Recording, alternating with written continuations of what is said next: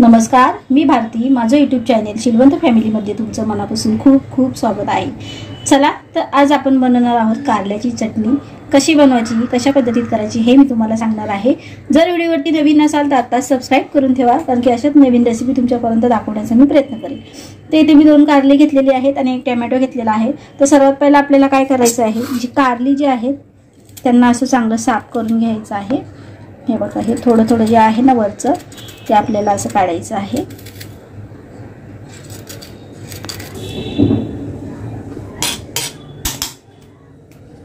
तर बघा, कारली जी आहेत ना ती आपण अशी चांगली कापून, हे बघा याचं थोडं थोडंसं हे वरचं काढलेलं आहे आपण। त्यानंतर आपल्याला मधला जो भाग आहे ना तो असा काढून टाकायचा आहे। अशी चांगली साफ करून घ्या। आणि इथे तवा मी गरम करायला ठेवलेला आहे आणि कारली जी आहेत ना ती आपल्याला अशी छान अशी कटिंग करून घ्यायची आहे। हे बघा, अशी चांगली अशी कापून घ्या। आणि इथे मी एक असा मोठा टोमॅटो घेतलेला आहे, त्याच्या चांगल्या अशा बिया काढून घेऊया आणि त्यालाही चांगला असं 4 भाग 2 भाग करून एका टोमॅटोचे 4 भाग करून घेऊया। तर हे बघा, इथे तवा जो आहे तो आपला चांगला गरम झालेला आहे। त्यामध्ये आपण घालूया थोडंसं तेल आणि कारली जी आहे ती आपली चांगली अशी तेलामध्ये अशी फ्राय करून घेऊया। 2 कारल्याची चटणी करत आहे। तेलामध्ये अशी खरपूस अशी फ्राय करून घ्यायची आहे।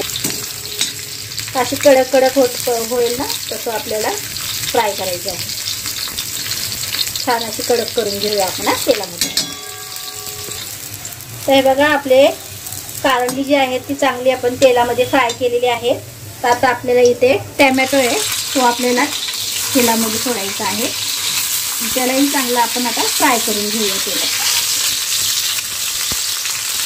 त्यानंतर यामध्ये घातल्या 2 मिरच्या, थोडंसं असं लसूण घेतलेलं आहे 7-8 पाकळ्या, आणि याला चांगलं आपण आता फ्राय करून घेऊया।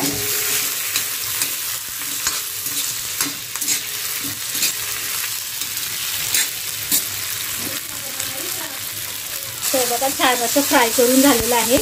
गॅस बंद करूया। थोडंसं यामध्ये थंड होऊ द्या। ते बघा, चांगलं असं थंड झालेलं आहे। तर यामध्ये ना आपण इथे कोथिंबीर घेतलेली आहे, हे सगळं आपण एका प्लेटमध्ये काढून घेऊया।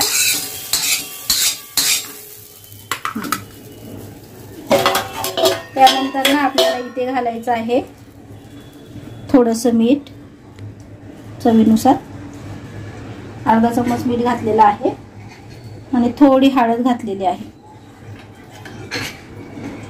थोडंसं जिरं,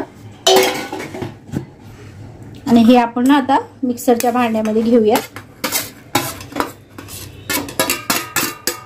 ही चटणी ना खूप छान लागते, एकदा करून बघा। त्यामध्ये आपल्याला घालायचे आहेत असे 2 चम्मच शेंगदाण्याचा कूट। शेंगदाणे आपण चांगले भाजून घेतलेले आहेत, सालं काढून तिला मिक्सरला बारीक करून घेतलेला आहे। तर आता ना ही चटणी आपण वाटून घेऊया मिक्सरमध्ये। तर हे बघा, आता मिक्सरमध्ये ना आपण चांगली हिला वाटून घेतलेली आहे। आता काय करायचं आपल्याला, पुन्हा आपल्याला इथे तेल गरम करायचंय।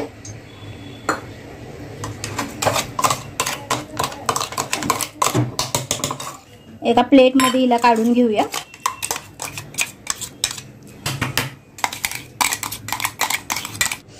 तर मी काय इथे तेल गरम करायला ठेवलेलं आहे आणि इथे मी थोडंसं गूळ घेतलेला आहे, तो चांगला किसून घेऊया यामध्ये।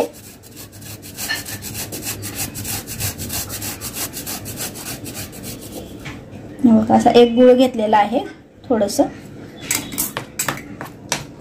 चांगला असं पहिला मिक्स करून घेऊया। का आपण गूळ जो होता तो चांगला असा मिक्स करून घेतलेला आहे आणि आता इथे तेल गरम करायला ठेवलेलं आहे, त्यामध्ये आपण ही चटणी चांगली अशी फ्राय करून घेऊया। अशी तव्यावरती चांगली फ्राय करून घ्यायचं। गॅस जो आहे तुम्ही बंद केलेला आहे। अशी ही चटणी ना खूप छान लागते।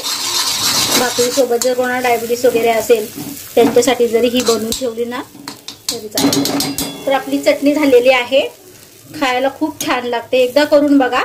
आणि व्हिडिओ आवडला असेल तर लाईक शेअर सबस्क्राईब करायला विसरू नका. कमेंट करायला तर अजिबात कंजूसीपणा करू नका. जर कुठून बघतात हे मला कमेंट करून नक्की सांगा.